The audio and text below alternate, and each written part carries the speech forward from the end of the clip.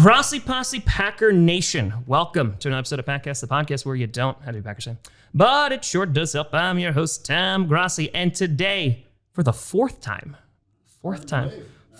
just like four-time Super Bowl champs. See what we did there? That's connections. Yes, yeah.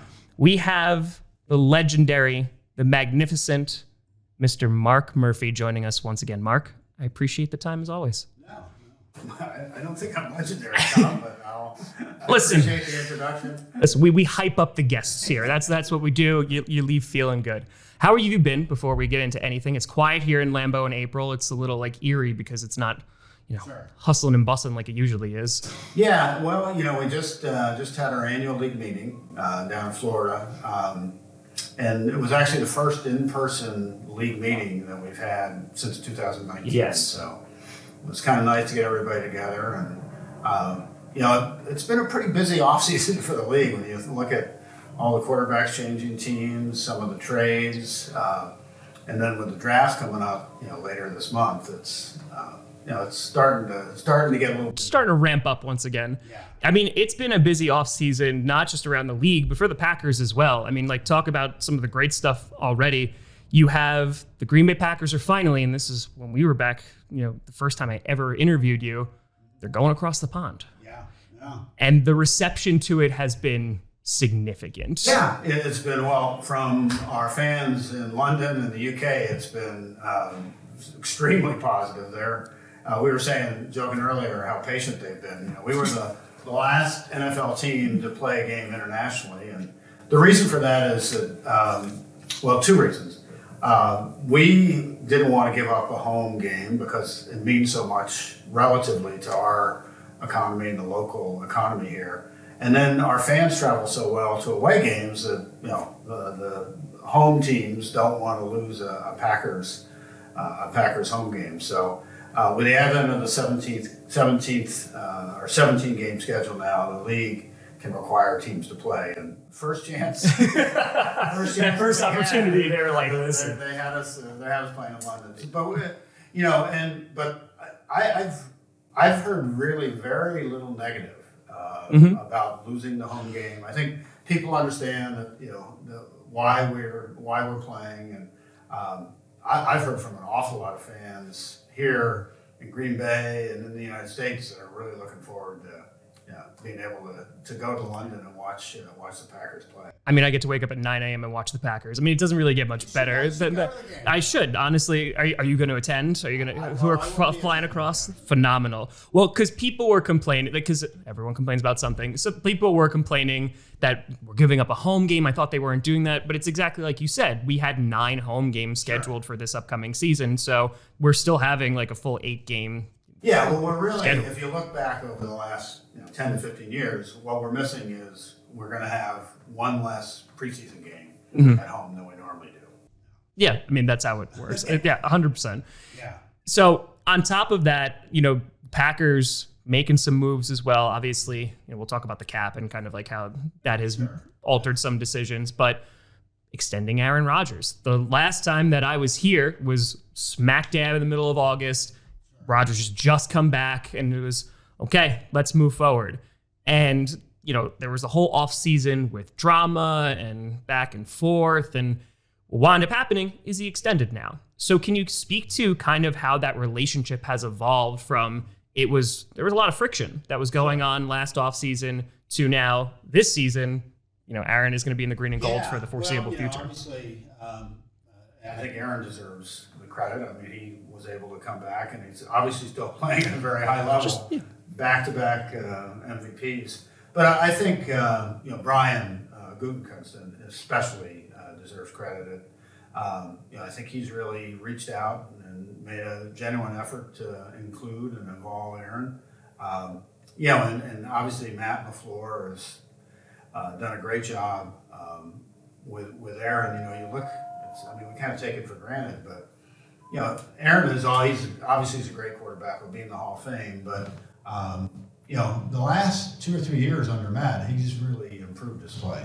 Yes, and I think Matt and Aaron have worked together. I mean, Matt has his system, but I think they kind of evolved a little bit to what works best for Aaron, and the last person I really need to give credit to is Russ Ball, who figured out a way to squeeze in Aaron's contract.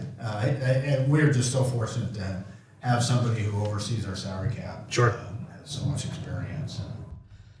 Because there's some backflips and hurdles that need to be jumped. We talked about this last year and 2 years ago about COVID and how that really started to restrict the cap going down. And we see in the next few years that it is supposed to go up, which will help somewhat. And we'll kind of jump through that in a moment.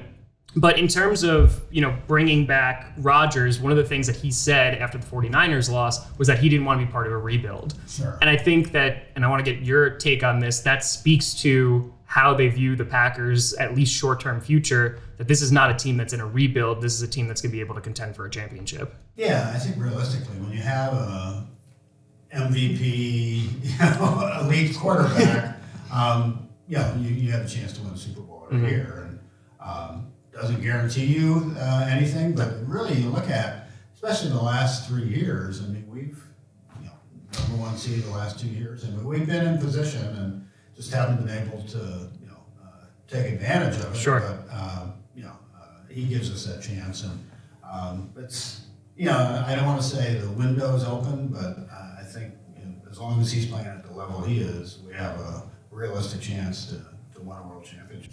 Absolutely. And I think one of the things that stood out, too, especially from that 49ers game, even though it ended up being a loss, was how well that defense played. Oh, yeah. Right? And the defense, they didn't allow the 49ers to score a single touchdown, with their offense. So they didn't allow a single bit of that.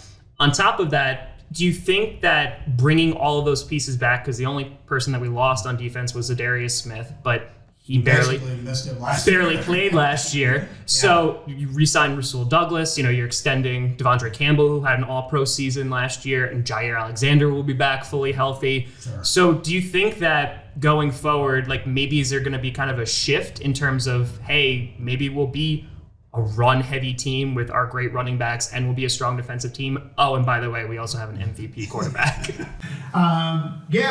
I think I'm really excited about our defense going forward. We've got players, good, really all-pro or Pro Bowl level players at all three levels. When you have Aaron Rodgers, though, it's he's not there to just hand the ball. Yeah, and I've obviously with the with Davante being traded away and MVS and Equinemius being leaving in free agency, I've heard from a lot of fans, what are we going to do? I saw your Murphy take 5. Yeah. Oh, you actually? Oh, buddy, I saw it. Well, I think we need to remain calm.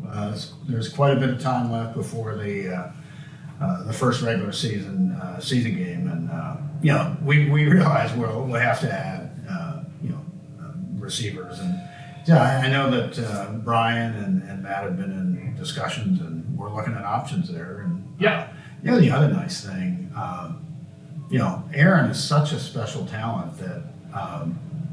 He makes receivers. I think the thing is he throws them open. Mm-hmm. I mean, and he has. I mean, obviously you need talent, but having a quarterback that plays at the level he does makes everybody look good. It helps, yeah. I mean, you could take guys that are talented in themselves, but like you said, he can elevate that talent to be even more. And at the same time, we do have receivers on the team that do need to develop, and they do need to step up and what have you. You have Amari Rodgers, for example, who we drafted. So there's guys that are definitely on the team that can play. It's just we need to reload, if you will, at the wide receiver position. Yeah. And you did speak about Equinemius St. Brown and MVS and Davante Adams, of course, being the biggest shocker. Sure. So from what the public perception was last offseason, Davante Adams and the Packers were having conversations about trying to get an extension done. Sure. You and I had a conversation about that because we talked about how Hall of Famers get those third contracts, right? We don't give them to a lot of people. So at what point did it seem that, okay, Davante Adams might not be back? Was that something that happened last year? Was that something that was kind of in the mind, or did it really start to come unfold in the last few months? Yeah, well, first of all, I think the world of Davante. I mean, he's just amazing person, obviously a great player, and probably just maybe even a better person. And I give him credit. I mean, playing the whole year, basically without a lot of protection from an injury standpoint. Sure. And still played at a very high level.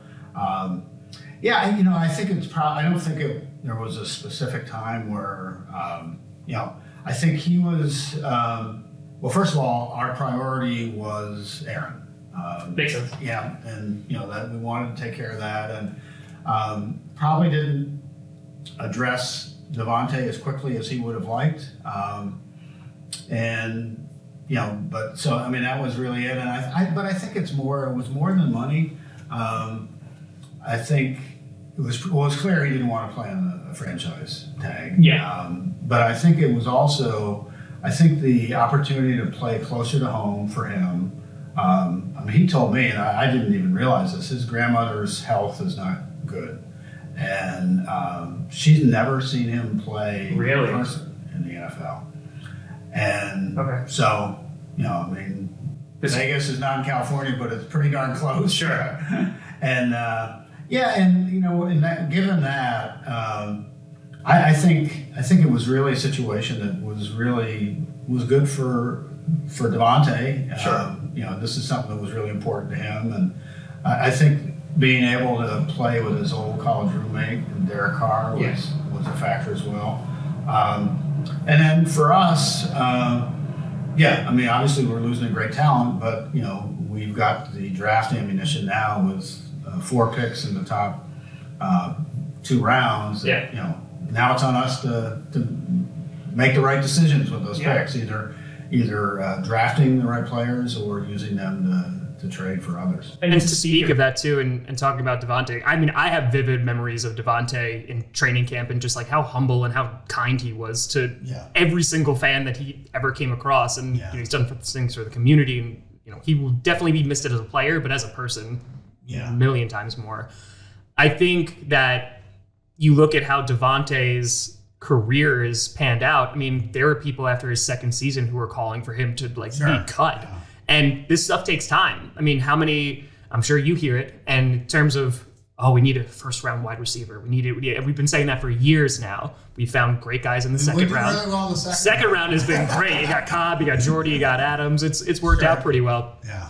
And, I think there's something to speak of that for the guys that we do have on the team. There is still time for them to develop. Sure. But as you're saying, we do need to go out and we need to get talent, whether that's going to be in free agency or whether that's going to be in the draft. Yeah. And you're right. We've got, Amari Rodgers. I think he was drafted in the 3rd round. So it was the 3rd round. Yeah. Josiah DeGuara, him as a passing threat. Sure. Yeah.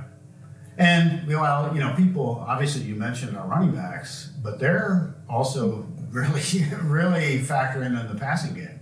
Aaron Jones is, incredible. Yes. Yeah. Yes. And, actually, I've been really impressed. Turns out A.J. Dillon can catch. Oh, it's so crazy. It's coming out of the draft. They said he couldn't. DC never threw the ball to him. They just handed it to him. But, they're both skilled. And, to have 2 backs with that kind of running and pass-catching ability is pretty rare. Well, to just highlight on that in Matt LaFleur's offense, too, you saw in the 49ers game, there was a lot of times it was forced to Davante, in which because he is the best receiver that was on the team at the time. Sure. And it's try to best in the league. Yeah.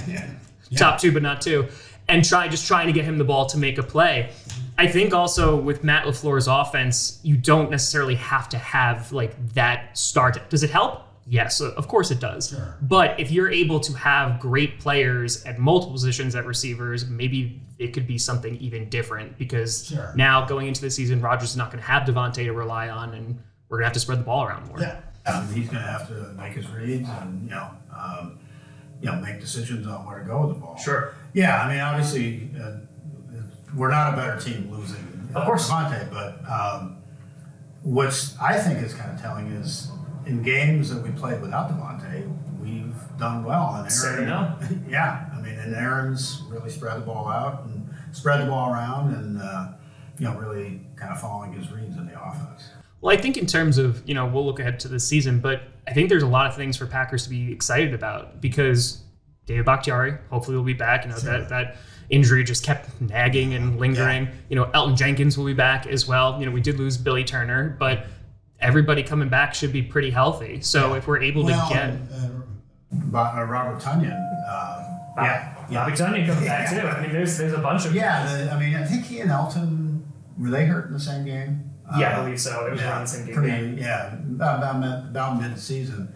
The ACLs are just hard to predict how long it's going to take to come back. And it's different for everybody too. I mean, it's different for a 300-pound lineman than somebody else. So receiver, Well, in that case, in talking about kind of, you mentioned about free agency and losing guys like Davante and MVS and MVS signing with Kansas City and getting like $10 million a year. Is this something I'm just fascinated about? You see a team like the Jacksonville Jaguars, who is giving a ton of money to a lot of free agents. And sometimes it's, hey, we're not the best team, so we need to entice some players to come play for us. Is that something that is a concern for the front office when you're negotiating with guys like Jair Alexander and trying to give him a big contract, and you see Xavier Howard from the Dolphins getting paid like a ton of money? And under the cap restrictions, is that something that you kind of have to pay attention to the landscape and go, oh, MVS is getting $10 million. So if we sign, a player that either has that speed or is at a similar level, this is what it's going to cost, if not more, in the near future. Yeah, no, there's no question that we follow, the trends across the league and how our position's being paid. Yeah. The quarterback market it's a little high. It's a little high. It's, the cap, it does its job. You have to make difficult decisions. And sure. You can't have, the highest paid players in every position across the board and then field the whole team. That's, but I still think, obviously you have to pay the players that have proven themselves. Absolutely. But still, the core of your team, I think when you have when you've drafted well and the core of your team is players that you've drafted, that's the best way to build a winner. Of course. Yeah. Well, to that point, because that's the other thing, especially now, for the sweet spot in the NFL is when you have a really good quarterback on a rookie deal. Yeah. Well, you can really put a lot of talent around. Look at the Bengals, right? They made it to the Super Bowl, and now they're like, offensive linemen, come on in. Like, we'll protect you. We won't get you sacked a cajillion times. Yeah. And that seemed to be the strategy for a very long time, because once that big QB money starts to come in, it makes it more difficult to put the weapons around him, whether it's on defense or offense. And you look at the Rams and how they have done it. They've done it differently, I would say, than a good chunk of the league. I'm showing my age now, but George Allen, you probably never heard of George Allen. I know who George Allen is. He didn't like draft picks. Yes. He traded him away, and that's kind of what you're saying. We don't need him. Yeah, he liked veterans. Yeah. Well, I think there's something to be said of that, right? In which you look how the Rams have done it. They've traded like their first round picks away, so they're not going to be picking until, I'm 45 years old, they're in the first round. However, the way they did it was they built a team because they still did draft and develop, but they bring in these big guys, trade these first round picks away. They bring in Matthew Stafford, and they do wind up winning a Super Bowl. I always refer to the NFL as being very cyclical, right? In which linebackers, for example, you make them real big, so then you get speedier guys so they can outrun them. Sure. So then they get smaller and speedier, so then you get big guys to run through them.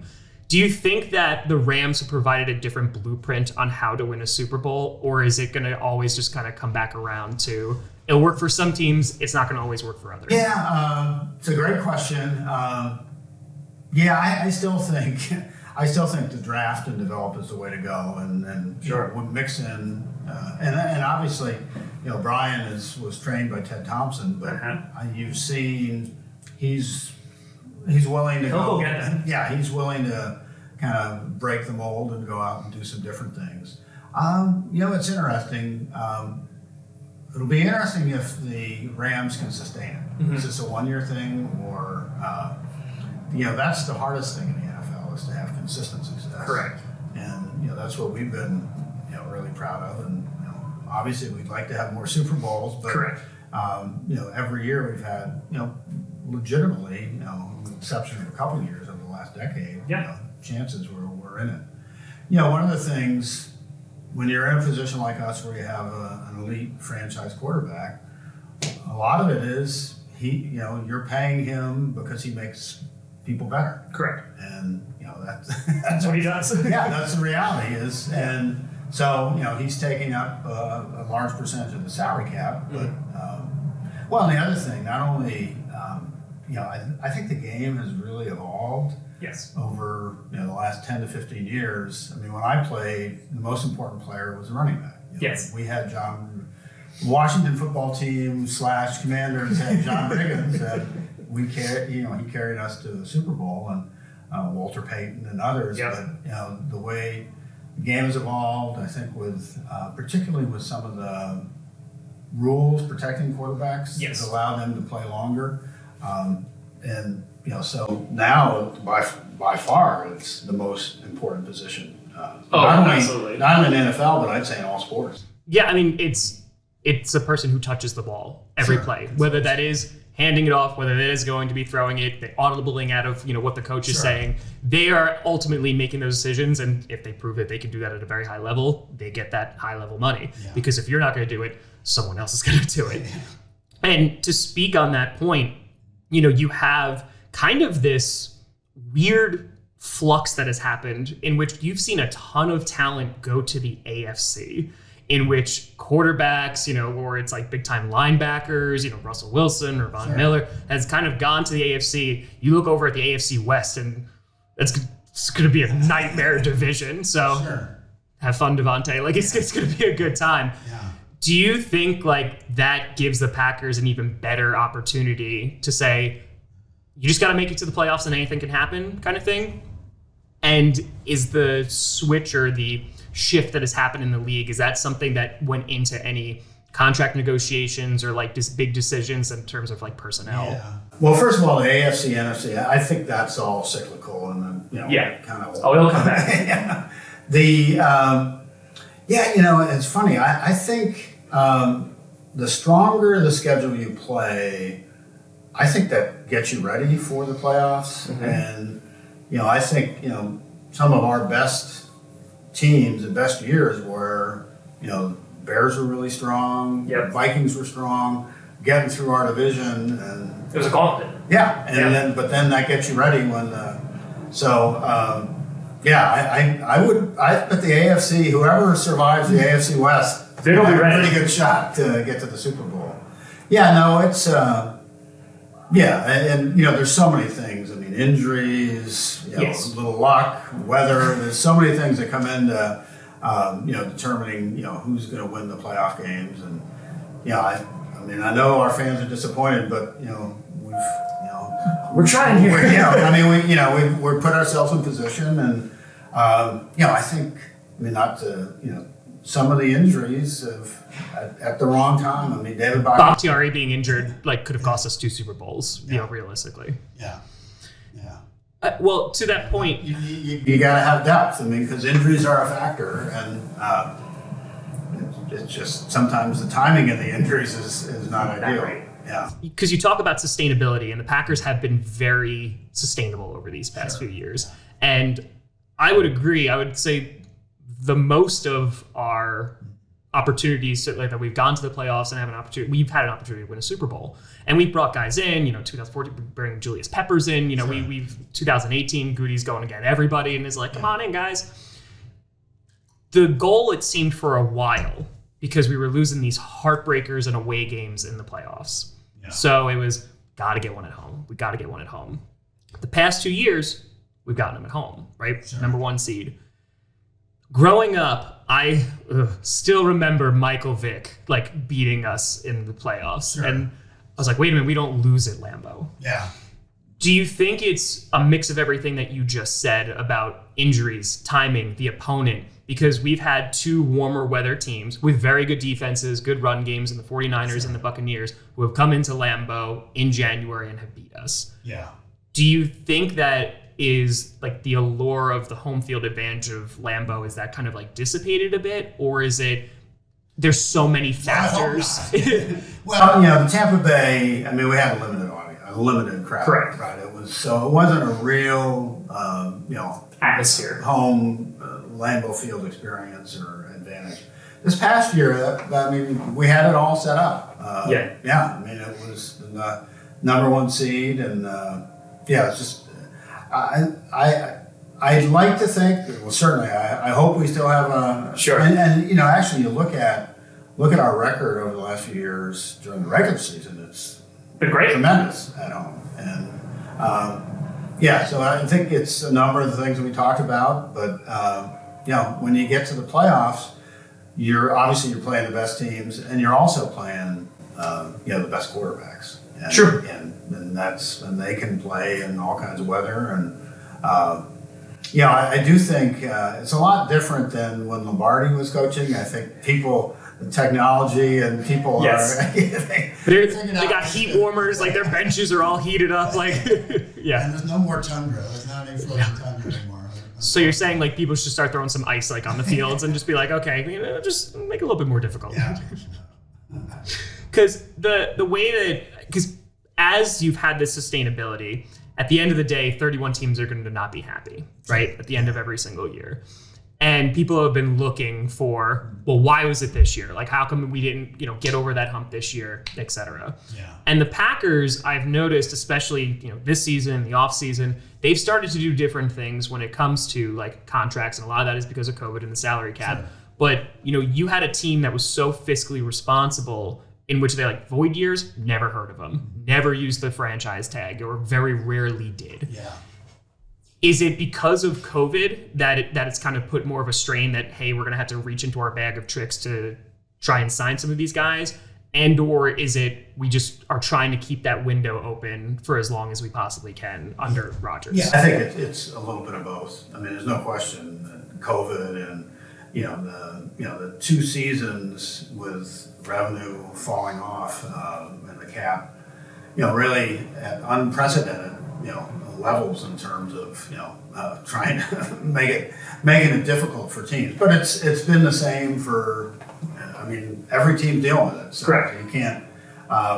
But we also realize when we've got a quarterback like Aaron playing at a high level, we have an opportunity to win a Super Bowl. I think we all feel really good about the quality of the team that we put together. I think Brian's done an outstanding job, and and it's it's a combination of a number of things. That I think we're ready, and it's every team's dealing in different ways, but I think we're all very confident that over the next 3 to 5 years, the salary cap will grow at a pretty steady pace. So with that, when the salary cap is going to grow, is there a concern that, okay, then players are going to just start getting more money? So for you see some of these players and how they're being paid already, especially, I'm not even talking about elite guys, but people who are very talented, don't get me wrong, but they're getting buckets of money that are thrown at them. Sure. So do you think that's also a concern that or is it more of hey, we have this quarterback, we have this team, let's try to be sustainable as long as possible, try to get a ring, and then see what happens? Well, obviously, as the cap grows, the players, they're going to get more money. Sure. Then it's a question of how do you divvy it up among your key players. And, that's where Ted and I think Brian has really done a good job. And you and I have talked about it. Sometimes you have to make difficult decisions on some of your veteran players. You want everybody to be healthy, but the reality is, as players get older, injuries become more of a factor. And, sometimes you have to move on from players. That's the thing that's really changed, at least, in my time involved with the league, is the ability of quarterbacks to play at a high level. A long time. They've been playing into our 40s now. I mean, Tom Brady has accomplished. I thought he was gone, Mark. I thought he was gone. I thought he was done. I thought we did it. You sound like Sean McGrath. Can't we get this guy out of the league? No, but it's his age. It's incredible. Yeah, I mean, I remember watching Joe Namath at the end of his career. It was not pretty. Yeah, I mean, it usually happened you look at Peyton Manning, who was able that last year. It's a good thing he had a really good defense, right? I mean, you see even the greats. Favre, it happened to hit. It happens because Father Time is undefeated, sure. Right? No. I mean, it just makes it more difficult. When you look at the roster as it currently stands, so you have a guy like Jordan Love, for example, right? Yeah. We had Aaron Rodgers sit for multiple years because that wasn't out of the ordinary. That was kind of like the norm, right?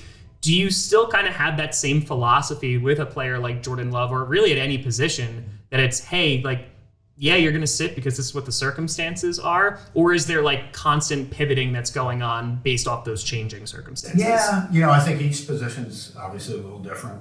Quarterback is a position that it's not easy to step in right away and play at a high level. And there's been a lot of examples of players that have played too soon and lose confidence and develop very bad habits. Yeah, I mean, Baker Mayfield, number one pick in the overall draft. And I don't know, is he on a team now? I mean, he's still hanging on to the Browns, but I mean, because to that point, I mean, you look at Aaron Rodgers and you look at his first preseason, he looks like a completely different player, right? And I think, he's mentioned this too, sitting under Favre gave him that experience and everything.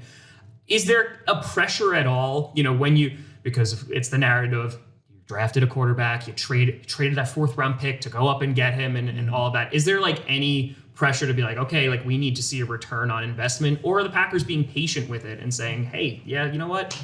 Yeah, well, I think, you have to be patient. Yeah. Especially, his first year, there was really no preseason. So, I think this preseason is going to be very important for him. And, we think he can be a good player, but, we haven't really seen enough. And, so I think this preseason will be good for him, and he's a talented player, and I know that's the decision to draft him has been questioned by a number of people, but it's such an important position in our league that investing in future assets at the quarterback position is. Well, I mean, look how they said the same thing when we drafted Aaron. Correct. Why are you taking? Oh, don't I know? The toilet bowl, right? That's what Thompson got. Yep. That might have been the guy who was writing to you in the Murphy Take 5. I think it might have been the same guy. Because in terms of moving forward, you have Aaron Rodgers, who has talked about retirement. He's kind of gone with that. He signed a deal. I mean, there's an opportunity where you guys win a Super Bowl this year. Aaron might go, okay, like I'm done now. Thanks, guys. Yeah. And if you don't have a quarterback to step up, well, oh boy, now we got to go look for one, and we just won a Super Bowl, and we have the 32nd pick, right? So is that kind of like in the mindset too of there's no rush to do anything with Jordan Love because we don't know what the foreseeable future looks like? Because if we are really successful and we get to our goals and where we want to be, that might mean changing of the guard potentially. Yeah. I mean, you're right. I mean, Aaron, he's still playing at a high level, and he's said he wants to keep playing, but I think it's probably a year by year thing now for him, and which is understandable when you get to that point in your career. And it's, as we said, it's such an important position to have somebody like Jordan that we can develop, and it's pretty good to have it. Cheap, it's still on the rookie deal, like what you talked about. Yeah. And you got that 5th year option, even though it's fully guaranteed. You do have that option too. Yeah. And now it's up to Jordan to take advantage of the opportunities that he does have. Absolutely. But it's very similar. I mean, Aaron sat for 3 years, didn't play until his 4th year. Yep. No. We'll see. That's unheard of now, though. But it is different, but I mean, it still can be successful. And I think also, while a lot of people are sitting in 2022 and criticizing the pick and what have you, I don't know if anyone anticipated Aaron Rodgers going back-to-back MVPs and playing at the high level that was anticipated. I mean, you and I have talked about any player at any position starting that decline as they get older, and he's just like, nope, we're going to be like him and a Brady. It's just not. It's crazy. Yeah. The last 2 things I want to talk about super quick. In terms of this year's draft. Do I have to talk really fast? Is that what it has to be rapid fire. Okay. This upcoming draft, we have 5 picks within the first 100 picks, which is excellent. Sure. 2 first rounds, as you talked about, 2 second round picks. Does that kind of open the board in a way that it hasn't been open in recent years? And we've had 2 draft picks in the first round before. We got Gary and we go get Darnell Savage. Yeah. Is it kind of like exciting because it's saying, hey, we have a great team. There's not a ton of holes. Well, the first thing will be much more exciting for us than the Rams. Mark, I'm just happy I don't have to stay up for 5 hours. And then you guys are like, you know what? We're not going to pick this year. We're going to trade on back. It's going to be fine. But like it's a matter of there's so many combinations that you can do. I mean, if you wanted to, you could trade into the top 10 if you wanted to in terms of like the capital that you had to go after and get a guy. Yeah. Like, what is that feeling of being able to walk into the draft and be like, we have every opportunity that we could possibly want to fill an already talented roster? Yeah, and Brian's history, I mean, he's shown that he's willing to make moves. Yeah. It'll be exciting, and we haven't finalized our draft board yet, but we're kind of going through just that process. Just it to me when you're done. If there's somebody that we think is a real difference maker, we have the capital to go up and get them. Yep. But I think, that when you do that, I mean, you got to feel pretty sure about it. Yeah. You and I have talked about the draft is so risky. It's such a gamble because if it wasn't, then every first round pick would be amazing. Yeah. Right? You do have 11 picks total. You have the opportunities to do that. So because you have that many, I mean, even if you just let the board kind of, if it falls like the way you want, you're like, hey, I got 5 opportunities at a receiver, in the first 100 picks. If I want to go get a couple of them, I can. Yeah. Yeah, and the classic is, do you draft for need or do you follow your board? And best player available. Yeah. So, I think what I've seen, we're it's usually the best player available, but there is a little bit of need involved, and just a bit. It's really interesting to follow the process, and but I think Brian does a great job. Obviously, learned an awful lot from Ted. Absolutely. I think they keep a lot of stuff very close to their vest. Yes. Yeah. 10 years ago, you're like, no, we're not telling you who we wanted. Just in case they decide to unretire and come back into the league. It is amazing what the draft has really become unbelievable. It's a spectacle. It's an event. Yeah. And to that point, the one constant in the 4 interviews that I have done with you is you go, Tom, I want the draft. I want the draft in Green Bay, Wisconsin. Sure. The first time I ever spoke to you, Titletown was in the midst of being built, right? There was property still being purchased. Like there are all of these things that were happening. Fast forward, we're one of the 3 finalists for the 2024 draft. I spoke to you about it in August of just, we were close. And you told me we're just going to keep on applying even if we don't get this. Can you kind of just walk me through and walk viewers through like what that process is? Is it you apply and then cool, you're a finalist? Is there another step in which you have to like basically say, hey, this is why we should get it? Or is it just at the mercy of the NFL the entire way? It's ultimately an NFL decision. So the presentation is made to the NFL. And as you said, we were one of 3 finalists for the 24 draft. Quite honestly, we're disappointed. The Detroit, nothing against Detroit, but and they'll do a good job. Sure. But the league was very impressed with our presentation. Okay. And so we're very confident that either in 2025 or in 2027 we'll be able to host the draft here. I think a couple of obviously Titletown is integral to hosting it. And actually 2 or 3 years down the road it'll be even further developed. So excited about that. I think the new Rush Expo will be a key component. And obviously Lambeau Field is probably the #1 drawing card. Okay. So we're looking at 25. A little bit of an issue there is having back-to-back drafts in the upper Midwest. Yes. Although I've told the league it's very hard to drive from Green Bay to... That's very true. There's not an easy way. It's not a straight shot. And I don't know if the ferry is going across in April, but...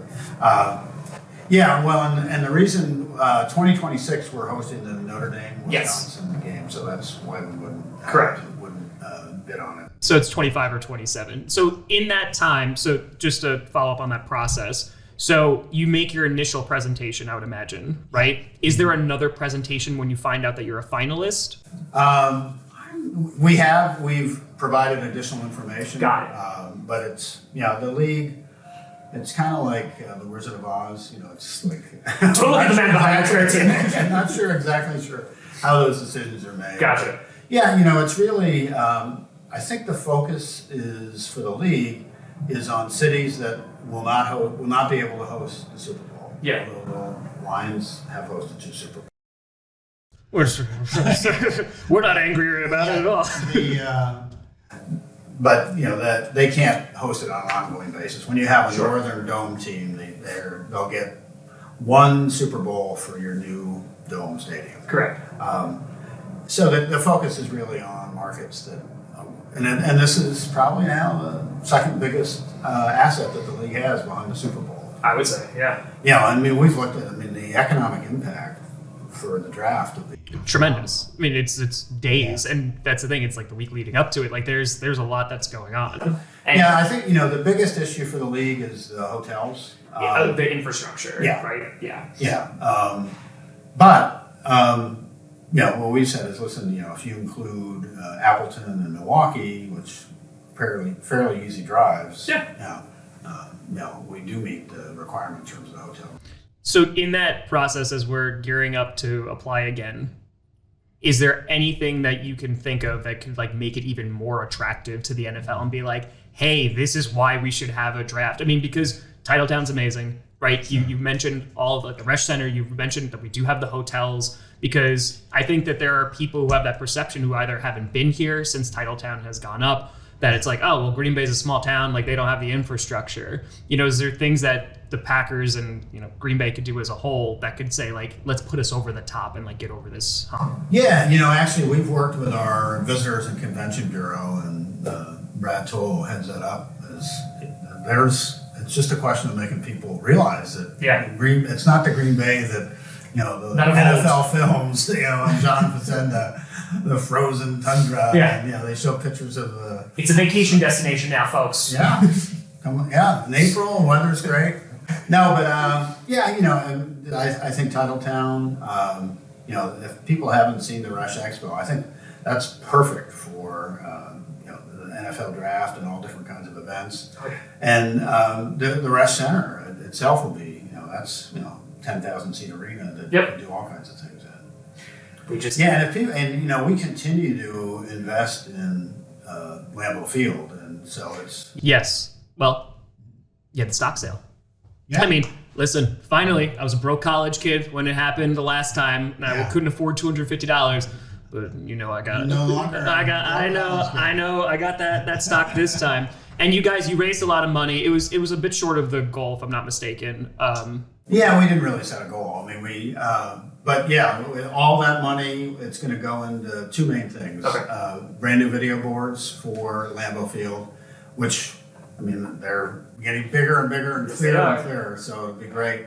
And then our concourse renovations. Got it. That should be exciting. Concession stands in the concourse. There we go. Yeah, so it's improving the fan experience. Absolutely. That's the thing that Lambeau also, you can come here in April and still go on the tours, and still it really is a spectacle that you can still see even if football's not being played. Yeah. So I think, when you cut through it all, the history and tradition of the Packers, and particularly Lambeau Field, that'll be the biggest draw. I think fans all over the country will want to come. Well, they want to come see a game at Lambeau, but also come see the draft. Absolutely. So I'm hopeful that we get the next one. But Mark, I appreciate your time as always for coming on. Lambeau's always doing things. Titletown's always expanding, and we'll keep it going. All right, sounds good. You're always welcome, Tom. I appreciate it. Yeah. Folks, thanks so much for watching. I'm Tom Grossi, and as always, go Pack, go.